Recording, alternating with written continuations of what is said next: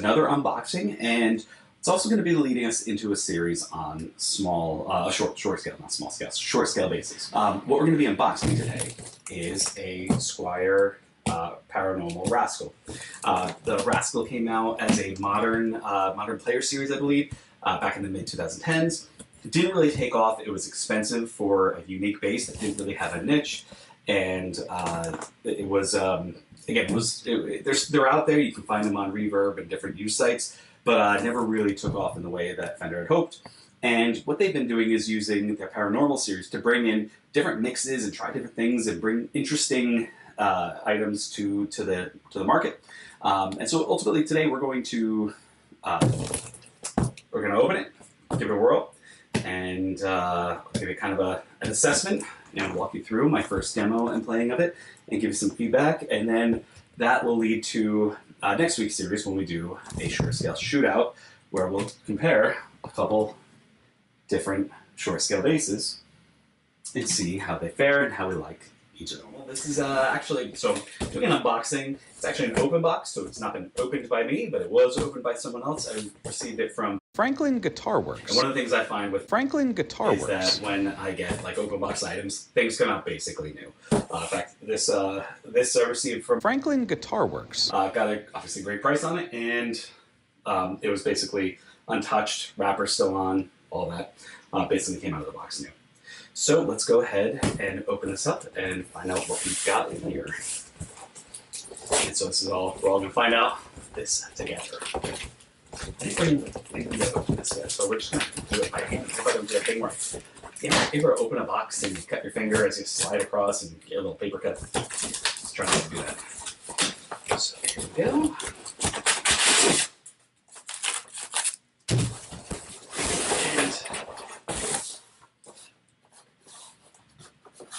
Something's expecting. There we go. It's got wrapped in leftovers. It's something, like I said, always comes almost as if new, including the book, the hardware. I've actually found at times their material comes in better than items that are marked as new. Had a couple of situations where something comes in as new and it is has dings on it, has cracks on it, and yeah. Let's wrap it up, unwrap it.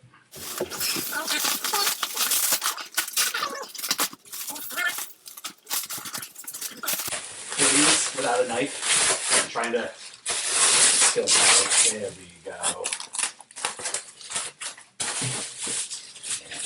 Are. Like I said, when I say that Pro Audio Sound gives you things that come in as if they're new, look what we got. We got right there, still have the wrappers on that. Let's see.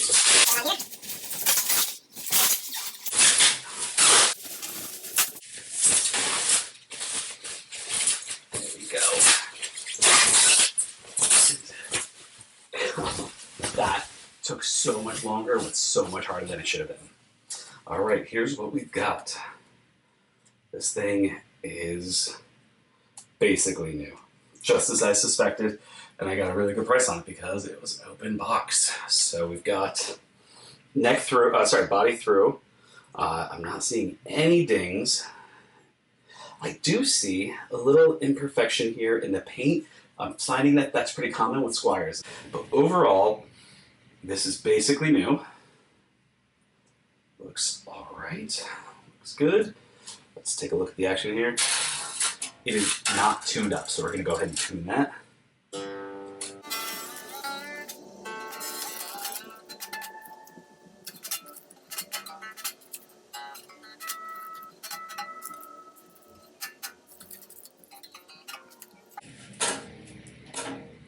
What I do have is a little bit of vibration.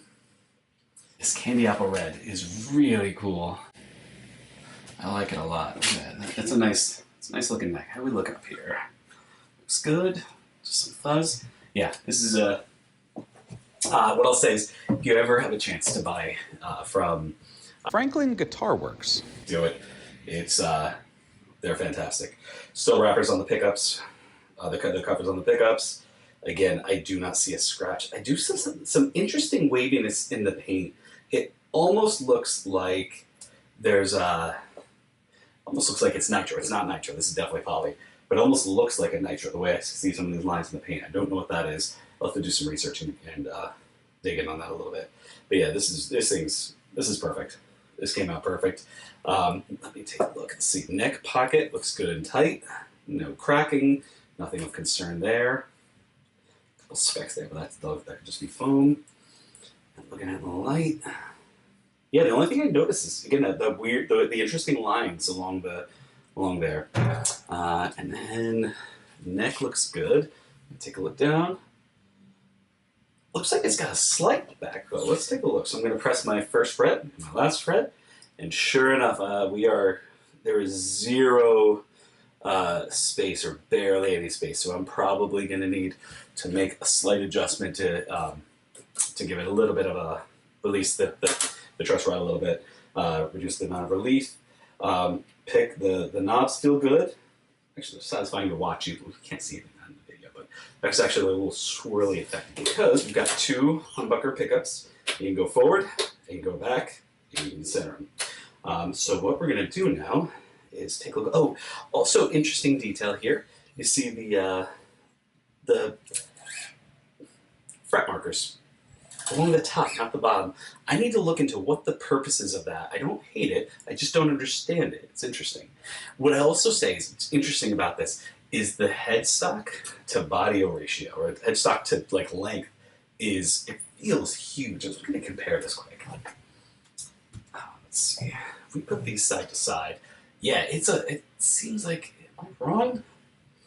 I guess they're the same. Why does it feel different? It feels like the headstock seems big for the size of the rest of it. But the body is not small. The length is small, but the body is not. The body looks basically pretty much full size. Let's just compare it to us. Let's compare it to this. Yeah, the body's actually bigger. The body's actually bigger than the Sterling. So we can flip this around. Put you right out there. Ooh, oh, that's not good. I don't like that. And, all right. So, next, what we're going to do... Oh, I did find it. I found a speck in there. That looks like a finish imperfection, not a ding from use. But next thing we're going to do is we're now going to plug it in. We're going to give it a whirl. So I've got it set up. Currently about 50% tone open. Volume is wide open. I'm going to stick to the middle pickup here, run it into my Black Star, going into Scarlett, and into GarageBand to capture the audio. So let's give it a whirl with that. Let's start with middle.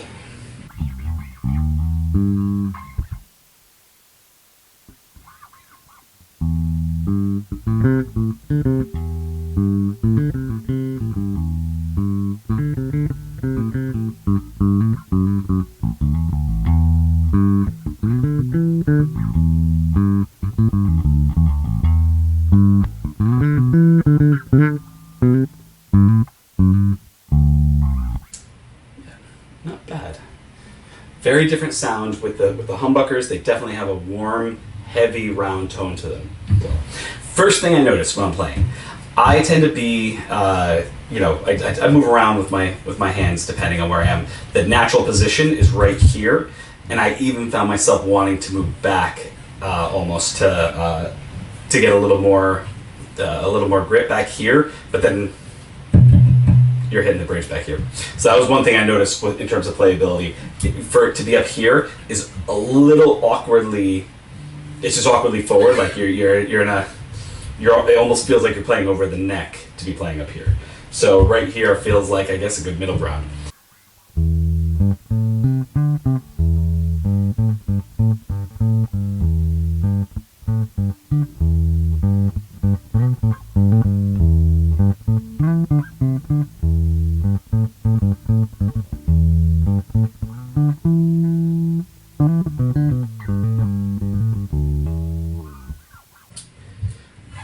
First thing I notice, extremely warm. The humbucker at the neck definitely is adding a lot of what I call a little bit of mud.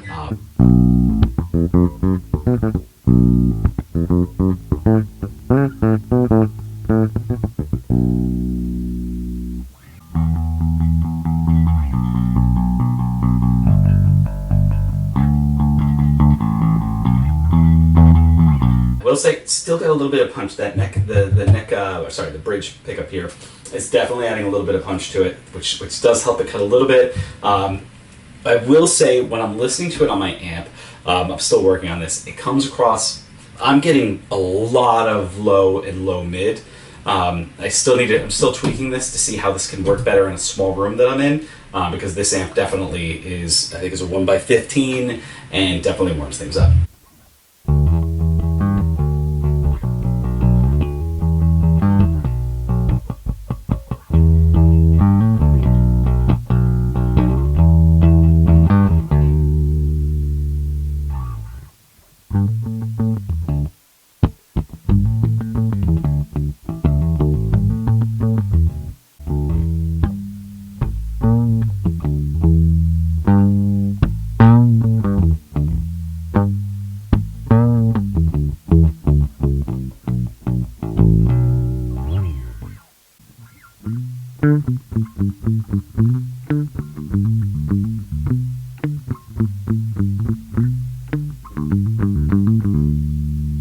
One thing I notice is there's a lot happening here, and it's all in a tight space.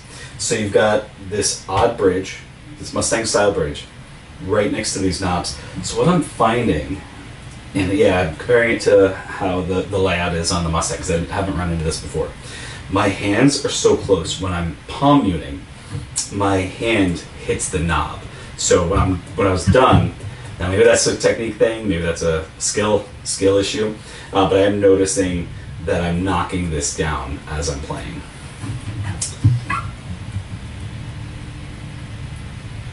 Or just like that, just a little bit.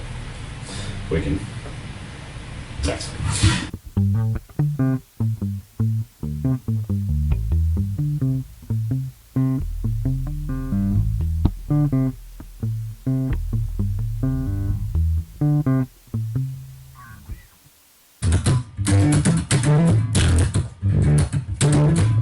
There's a lot of obstacles happening here.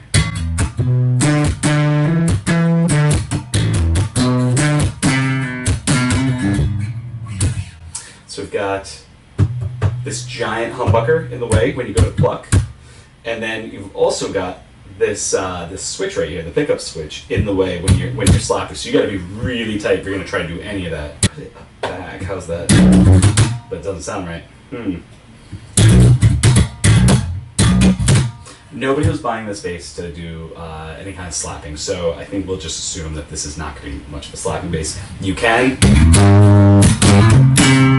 but it is not easy. You're going to have to work for it. Yeah, a bit nasally, but still warm. That's something interesting with these humbuckers, is you still get a lot of punch and warmth while maintaining that nasal sound.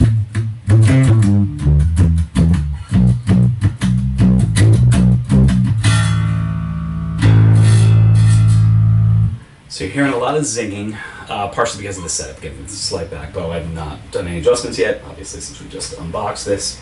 Overall, interesting bass. Not one I would necessarily be always choosing to go to. It's got a, it does have a nice warm vibe to it. I really like it with a pick, actually, other than this. I don't love that. I do like how I could see this being an amazing bass for something with a lot of air, like music, like think of your bedroom pop, think of your indie rock, where you've got a lot of ambiance and a lot of open space. It would sound really nice. All this warmth, all this that you can do with it.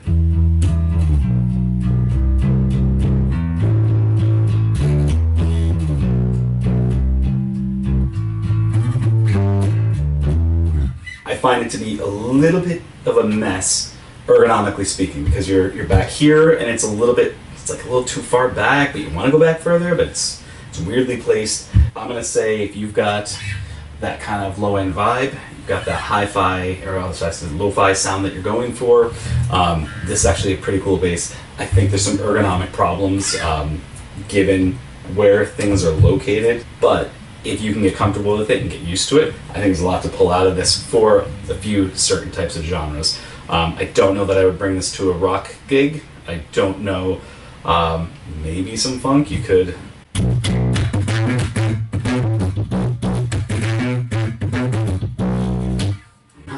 Not sure if I would do that. Blues. Yep. Yeah, you could definitely do that. That being said, nice guitar. I want to mention Pro Audio Sound for their open box being a phenomenal option. I think I got this for probably right around $3 to $3.30, something like that. And again, it is perfect. Again, I don't know how many uses I'd have for it. I'm currently not doing any gigs with that lo-fi sound or indie or anything along those lines, but I could see this being very useful should those types of arrangements appear. What I'll say is that at this price point, you're talking very low risk. This is not an expensive guitar. Summed up, nicely done. As far as fit and finish, for the most part, I think I saw a couple small things from the manufacturing standpoint, but overall, just a basic setup, just about any new guitar would. It's got a glossy neck, which I would rub this down with quadruple zero, stainless steel pads, to give it kind of a matted finish, because I think I'm not a huge fan of the glossy finish. Tuners, there's a lot of tension, I think, because of that neck through, but they're reasonably smooth, responsive. This instrument's crafted in China, and again, very nice. Fender has been running a lot of sales on these lately, so you can generally get these pretty cheap. Tell me what you think. What do you think of this? What do you think of this structure? What would you want to play on this? What would you want to do with it? Thank you for joining me again. Look forward to future episodes where we'll be doing a short scale shootout. We'll be comparing this along with some of these other instruments we have here. And we'll be also going into some other areas as well. We're going to talk a little bit about some modding projects that we've got. I think I've got some interesting things to share around what I've done with some of the instruments I've had laying around. And hope to see you again for that. Thanks so much for joining.